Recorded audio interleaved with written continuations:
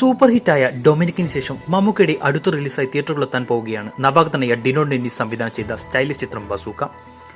മലയാളത്തിലെ ആദ്യ game thriller ചിത്രം എന്ന പ്രത്യേകതയോടെ ഒരുക്കിയ ചിത്രം പ്രഖ്യാപന നാൾ മുതലേ വലിയ ഹൈപ്പുള്ള സിനിമയാണ്.